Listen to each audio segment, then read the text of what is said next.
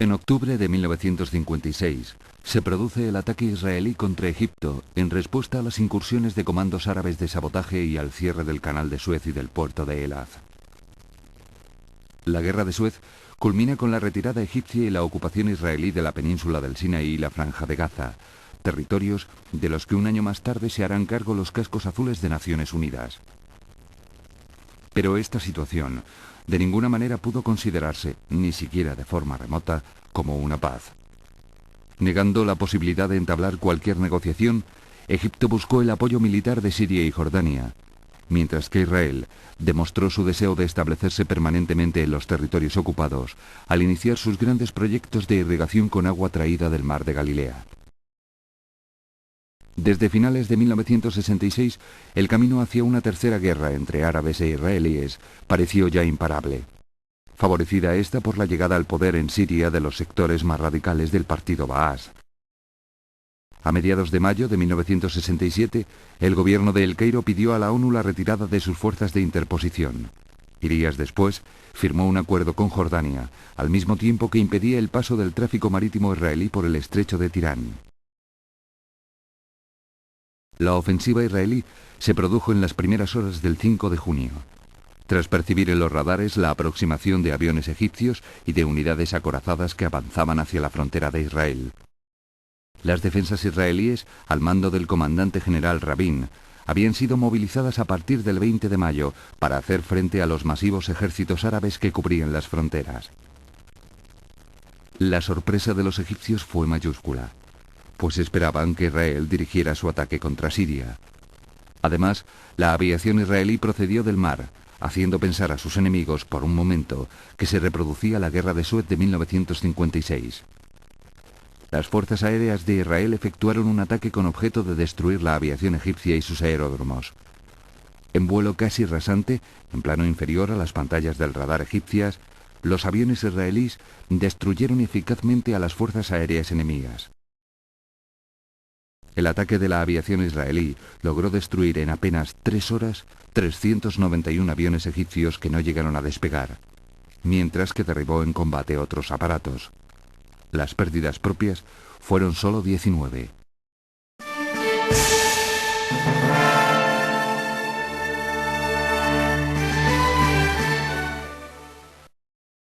El éxito aéreo permitió un cómodo avance de la infantería israelí sobre los ejércitos egipcios del Sinaí, que contaban con 7 divisiones y unos 1000 tanques. La ofensiva judía se produjo mediante un triple avance. Por el norte, el general de brigada israelí Tal rompió las defensas egipcias y alcanzó en la noche del 5 de junio la población de El Harish. Otro avance importante se produjo como efecto de la acción combinada de las brigadas de Jofe por el centro y Sharon por el sur. Jofe realizó una incursión por el desierto que le permitió adentrarse por detrás de las líneas egipcias, dominando el 6 de junio la carretera que enlaza a Abu Ageila con Bir Lafan. Al mismo tiempo, la división de Sharon atacó en plena noche las defensas egipcias en un Kataf, logrando dominar el cruce de Abu Ageila. Ambas defensas fueron definitivamente tomadas mediante la intervención de una brigada de paracaidistas transportada en helicóptero. Simultáneamente, el avance israelí en el frente del Sinaí continuó por el norte, rompiendo la resistencia de las tropas egipcio-palestinas que defendían la Franja de Gaza. El mismo día 5, el rey Hussein de Jordania recibe informaciones erróneas según las cuales las tropas egipcias están derrotando a las israelíes en el Sinaí. De esta forma, el acuerdo entre Egipto y Jordania empuja a este país a intervenir en el frente occidental, ordenando un bombardeo de las principales ciudades israelíes, que alcanza incluso las cercanías de Tel Aviv y especialmente Jerusalén. El contraataque israelí no se hizo esperar, tomando rápidamente el poblado de Sur Bajir, en la carretera de Belén. Al mismo tiempo, tropas israelíes conquistaron posiciones al norte de Jerusalén, mientras que otros efectivos tomaban posiciones al sur de Ramala. Ese mismo mediodía, aviones israelíes que habían participado en el bombardeo de Egipto castigaron las ciudades jordanas de Amán y Mafraq. Por la noche, una brigada de infantería tomó el pueblo de Latrum, avanzando por la carretera de Beit Horon, con el propósito de contactar con los efectivos situados a las afueras de Ramala. Los movimientos de avance israelíes en el frente occidental quedaron desde este momento fijados en torno a Jerusalén, donde se estableció el mando central. Este ordenó primero un ataque hacia el sur de la ciudad, para, algo después, realizar un ataque de la infantería de marina y una brigada acorazada hacia el norte de Jerusalén. Posteriormente, el avance se produjo hacia el este, logrando cortar la comunicación entre las fuerzas jordanas con base en Jerusalén y sus refuerzos situados en Samaria. En la noche del 6 de junio, los combates se produjeron en el área norte. Tropas jordanas atacaron territorio israelí, pero debieron retirarse al sufrir un duro contraataque a base de infantería y acorazados. Así, fuerzas israelíes penetraron en territorio jordano, rodeando la población de Jenin. La cruenta lucha de blindados se saldó con el triunfo de Israel y la ocupación de una amplia franja de terreno. Después de un día entero de enfrentamientos, el despliegue israelí permitía enlazar las tropas de los mandos central y norte, que convergían en el centro de las posiciones jordanas tras su avance por el sur, oeste y norte. El segundo día de guerra en el Sinaí, las tropas del general israelí Tal continuaron su avance paralelo a la costa desde El Arish, en dirección al canal de Suez, al mismo tiempo que otra columna atacaba las defensas egipcias en Bir Lafan, logrando enlazar con las tropas del general Jofe. El despliegue de este siguió una línea directa hacia Egipto, mientras que por el sur, las tropas de Sharon continuaron operando en dos direcciones, hacia Abu Ageila, al norte, y hacia el Kuseima, al sur. Simultáneamente, un ataque conjunto de infantería, blindados y paracaidistas ocupó la ciudad de Gaza, no sin gran esfuerzo.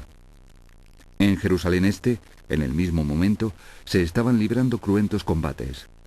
Al norte de la ciudad, tropas israelíes intentan desalojar las defensas jordanas que impiden la comunicación con la ciudad de Ramala, convertida ahora en un punto estratégico. La ciudad finalmente cayó. En el mismo escenario, desde el norte, las fuerzas israelíes continuaron su avance en dirección sur, al mismo tiempo que desde el oeste caía la ciudad de Calquililla.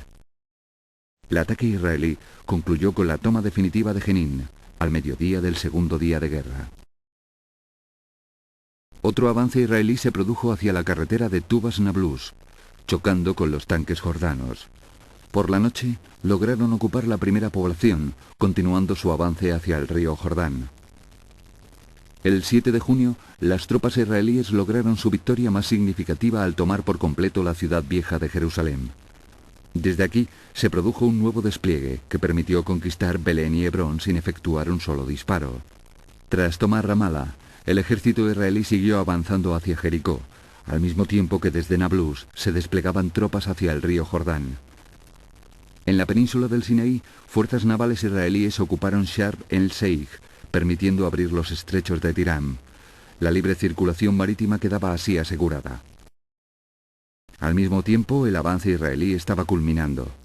3 divisiones intentaban aislar a los acorazados egipcios con la finalidad de cortar su retirada hacia el canal de Suez. Las tropas de Tal conquistaron la base egipcia de Bir Gafgafa, resistiendo el último contraataque egipcio, mientras que las de Jofe tomaron Bir Hasne y avanzaron hacia el paso de Mitla para cortar la retirada egipcia. De esta manera quedaron formadas bolsas egipcias en el Kuseima, Abu Ageila y Kuntilla, que no tardaron en caer ante el avance de las tropas de Sharon hacia Nakla.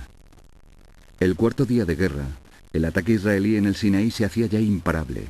Las tropas de Tal ocuparon Cantara e Ismailía, mientras que las de Jofe avanzaron en 3 líneas hacia la ciudad de Suez, el lago Amargo y Ras Sudat.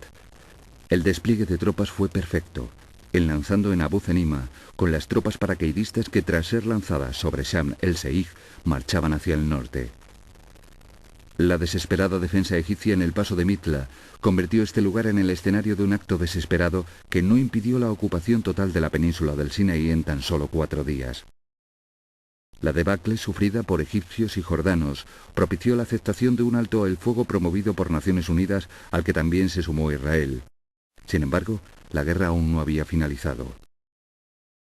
Siria, instigadora de la guerra, se había limitado a bombardear los poblados israelíes en los altos del Golán, ocupando el Kibbutz Dan. En respuesta, las fuerzas israelíes, ya libre de la presión de los otros frentes, atacaron las bien defendidas posiciones sirias en el Golán. El ataque principal se produjo por el norte, combatiendo casi cuerpo a cuerpo. El avance israelí permitió tomar Tel Farq, no sin sufrir numerosas pérdidas humanas y materiales. De todo un batallón acorazado, solo 2 tanques quedaron intactos. Simultáneamente, fuerzas israelíes atacaron la línea defensiva siria en el Golán por el sur, en el área situada al norte del mar de Galilea. Al día siguiente, 10 de junio, ambas columnas cayeron sobre Quneitra, mientras que a la vez se lanzaban paracaidistas desde helicópteros muy por detrás de las líneas enemigas y una unidad acorazada penetraba hacia Harab y Rafid. La toma de los altos del Golán estaba así completada, lo que obligó a Siria a aceptar el alto el fuego de Naciones Unidas justo cuando los israelíes se dirigían hacia Damasco. La guerra había acabado. En apenas 6 días, Israel en solitario había derrotado a sus oponentes árabes. Mientras que estos sufrieron 15.000 muertos y 6.000 prisioneros, los israelíes habían tenido tan solo 777 bajas, 2.586 heridos y 17 prisioneros. Como resultado, Israel anexionó territorios que le permitieron incrementar su tamaño, incorporando la península del Sinaí, la franja de Gaza y las áreas de Samaria, Judea y los altos del Golán. Con todo, las incorporaciones serán en el futuro fuente de nuevos conflictos, pues las poblaciones palestinas que con la ocupación de Gaza y Cisjordania quedaron bajo control israelí o se refugiaron en los países limítrofes, pugnarán más adelante por recuperar su dominio sobre estos territorios.